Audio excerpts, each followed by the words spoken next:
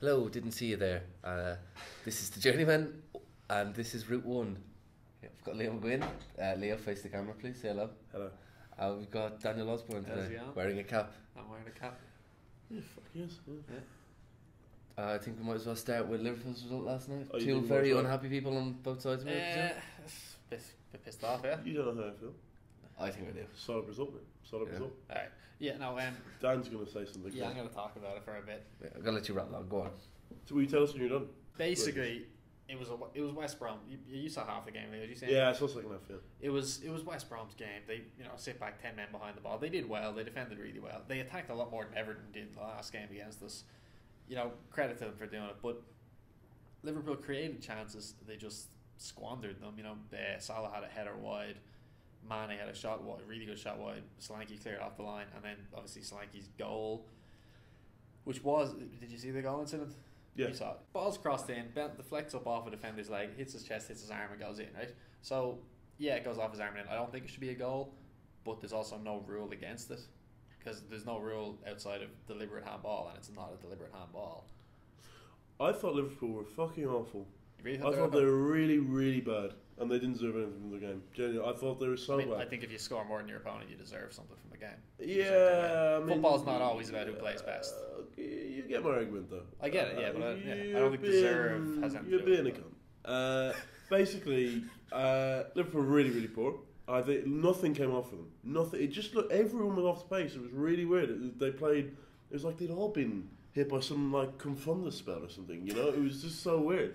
Do you think Liverpool struggle when teams set up like West Brom would? I know everyone struggles to score goals This against. season we've been better against that than Get a we goal had early. last season. Get a goal early and the floodgates open. Yeah. We just couldn't get the goal. But Everton kind of set up like that, and they did get a goal relatively and early, didn't and then push they on, didn't, yeah. But the Solanke one, yeah, it's a weird one, isn't it? It's frustrating that we've had 3 really contagious decisions go against us in 3 games now. Only the Brighton penalty obviously didn't matter. 'Cause Didn't we won matter, 5-1, but even still. The Solanke one, all I'll say is I'd be very pissed off if that was given against Liverpool. The one I'll bring up the examples. I'll bring up. Koscielny against Burnley last year kicks it up. It's going over the bar, hits his arm and goes in, but it's given because it's not deliberate. Alexis Sanchez against Chelsea in the FA Cup final, ball deflected, hits his arm and then he runs in and scores because it's not intentional. If I agree that they shouldn't count, but there's no rule against it right It's a very ambiguous issue. now. Yeah, they need to Is define. I handball, think they need to. There's no definitive. They need to redefine the rule. It's also because people always say, "Oh, well, the arm's in an unnatural position." There's no definition as to what a natural or unnatural position is for the arm. I think running with your arms up by your side is natural. You don't run with your arms down by your sides like this.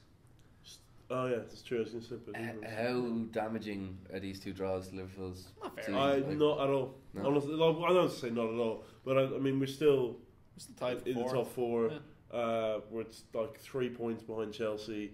I mean, realistically, top 3 is our aim. Yeah. I mean, Spurs have City next. We have Bournemouth. I know it's not a guaranteed point or anything. no, but yeah, it's an easier game. But yeah, I don't think they're not like suddenly we're out. I mean, it's very frustrating because you should beat West Brom at home. You should beat Everton at home when you've had that performance. But yeah, I mean, on the basis of it, if you take the whole last 2 months, it's been a pretty satisfying last 2 months. But yeah, those results they could come back to bite you as well. That's the thing. Can I just ask you something? Yeah. Both of you? If it's not, it's about Harry Potter. It's not about Harry Potter. Okay, go ahead. Do you think I'm too loud?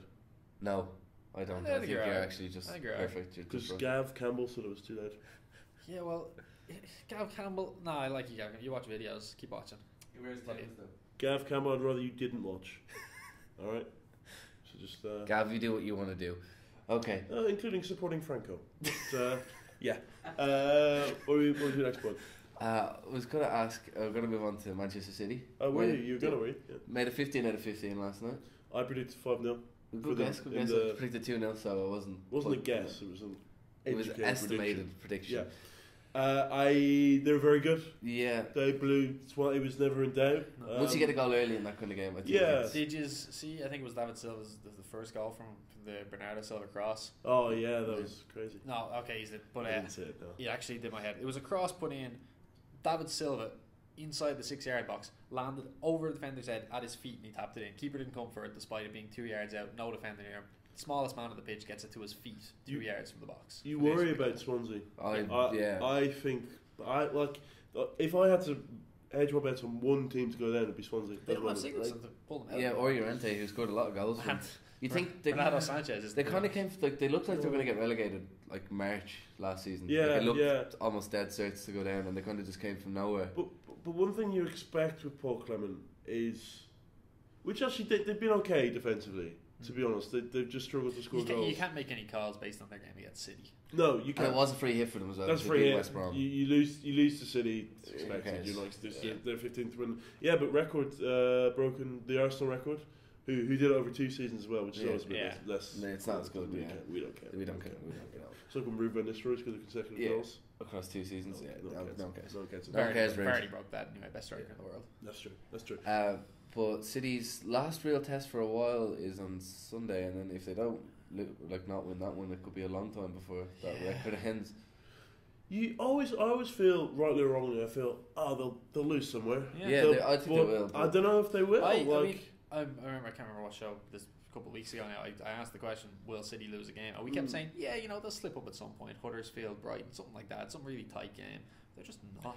See, the thing is, they will lose a game when they wrap up the league in early April. And then they have the Champions League, probably semi-finals to come. One thing that might prevent them from losing a game then is the invincible. That's incredible. I mean, if they get to like March and they haven't lost the game, they're really gonna want to go. And if they could do it with, because there are someone don't get me wrong, incredibly impressive, but they had 12 draws.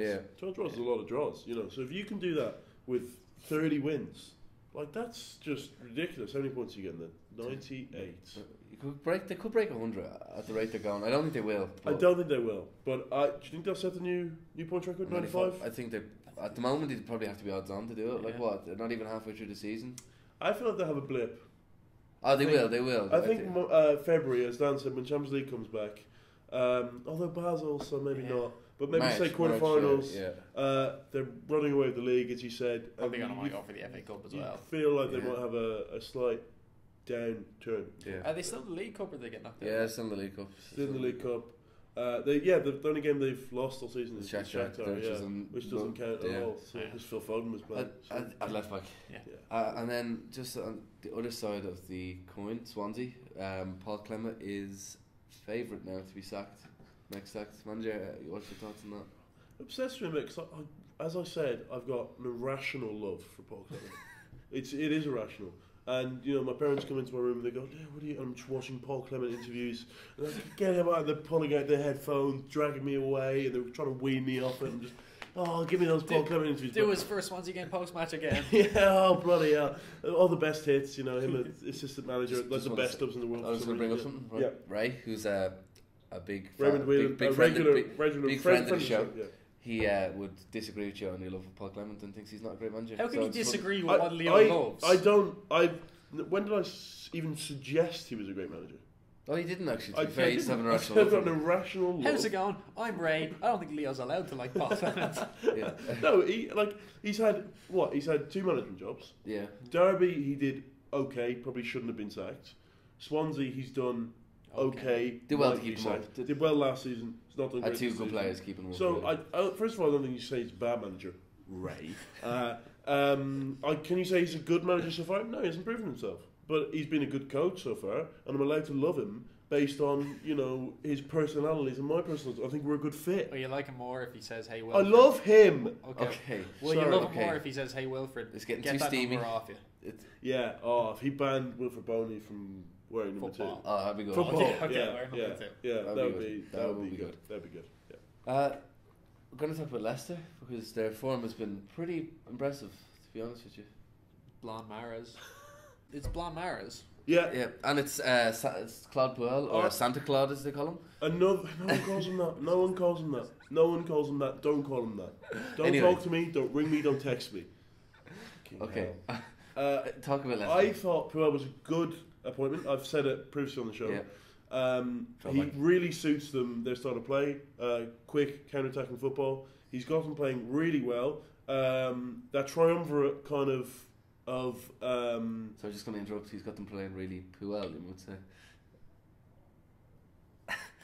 Yeah, you're never fine. I've got nothing else to say. You're never hosting again. Go on. The triumvirate of Mahrez, Albrighton, Gray. Gray's really flourished under him. They're playing really, really good football. I'm happy to see Demarai Gray do well because he always looked like a good player, but never really got to. No, and he was always a player with promise, and you're like, when's that Quincy promise gonna shine through? Yeah. But yeah, they've been very good. Scott like that one. They've lost once. They've lost once since Club World took over. That was the City. That was a really unlucky loss to City. Yeah. So yeah, they look really good, and they look like a really solid Premier League team now, which has to be their aim. In top 8, they could get top 7. Which because you would have to think Burnley are going to drop off eventually. They mightn't. But so that has to be their target, is to catch Burnley. Might be between them and Burnley for top 7. Everton in the round, they're probably at the end of the season as well. Burnley will probably slack off a bit once they get 40 points. Yeah, maybe. Sean Dyche is a good manager, though. He is. But they're potentially. You know what? I love Sean Dyche. You're really proud. I'm the proudest fan. But also, they're only 3 games away from 40 points. Yeah, that's they're potentially 3 games away. They could have technically have 40 points by Christmas, which I don't think they would slack off. Then I think they'd. Yeah, and I think they'd push those boundaries. If they brought someone in January and freshen up the ranks. Who? I'm taking my shot. I don't know. Okay. Someone. Honestly, they probably do need someone with Brady. They need a bit of pace. Actually. You know what? They don't have much pace. Might take Danny Ings back. Danny Pings, they could take Danny Pings. I would be surprised at that, actually. Yeah, that would make sense, wouldn't it? The Pings are on. Gonna move on. Everton, 10 yes. points from 12. Another decent win. Newcastle haven't been great recently, but it's another good win. You worry for Newcastle. Big time, yeah. The sooner they get this takeover done, the better, I think. That squad is bang average. It's a championship winning squad, but it's not a Premier League survival squad, I think. Really, really bang average. I mean, Rafa's known it from the start. He's made he said all he can about it. I think they need to get that takeover done before January ends so they can get some players in. I think it's indicative that Newcastle's been so poor, yet barely any Newcastle fans blame the manager. Yeah. I think that shows just everyone knows it. I mean, I don't think Newcastle are for a long time at least, are going to be upset with having Rafa Benitez. He's too good for the team. Especially considering all he did with going down with them when he could have left and bringing them back up. But they didn't invest in the summer. They didn't invest. Everyone else in the league invested. The strange thing is they invested when they went down. Yeah, and they invested heavily when they went down. I mean, when Murphy is like your biggest signing, what's this, Josh Jacob? It's Josh, isn't it? Josh, he's your biggest signing. I mean, that's it's not good enough. I mean, like teams like Burnley or Brighton are spending like 11 million. Yeah, on Brighton and Huddersfield both broke their transfer record. Huddersfield broke it twice. Yeah. You know, and there's ambition, but it just feels like there's no ambition with Newcastle. And it's fucking Newcastle, like. Yeah. They're not like, this isn't their first time in the Premier League. They're Premier League fucking legends. Like, they're great there. Yeah. Andy Carroll bats them? No, probably not. Just going to move on to the other Rooney's good again, though. Everton, yeah, Rooney's on 9 goals for the season. More than Lukaku. Yeah, I mean, 75 million and Rooney for Lukaku. And I mean, to be fair, it's different scoring at a smaller club. But to be fair, he still won them more points than Lukaku. I'd say just fair play. He could have phoned it in. He could have little Tony Murray catchphrase. He could have gone to Everton and thought, not Wayne. Tony Murray, sorry. Not Wayne. And thought, fuck it, I don't need to just for myself. I can, collect a wage every week and not put in the effort. Player, and he could have gone to MLS, could have gone to Sean, whatever. But he's put his heart and soul into it, which you would expect from him as well. He's a passionate guy. I think when he went there, he thought that because of all the money they spent, they'd be in a better position than they are, and I don't think he thought he'd need to take such a leading role in the club. But he's done it really well since getting. I think Allardyce suits him. Yeah, Allardyce clearly really likes him, and he's scored all of his goals almost from deeper as well, which shows he can adapt to a new position. And he's. Can he get 15 plus goals this season? 20? Yeah, 15 maybe. Yeah, he can. Not 20. You never know. Another hat trick isn't.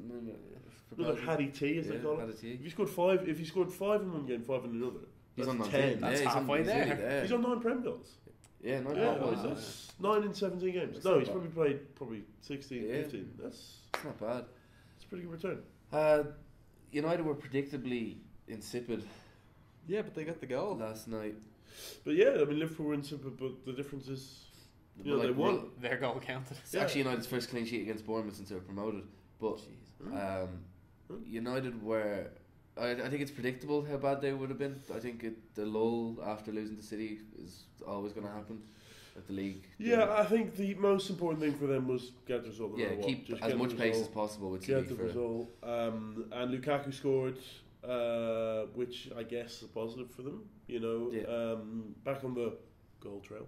But he hasn't been off the goal trail. I mean, he scored. Well, he scored like 2 in. He scored against CSKA Moscow just before the City game, so it's 2 and 3 he scored for United now. Like, it's not that bad. It's just threes are weird. Yeah.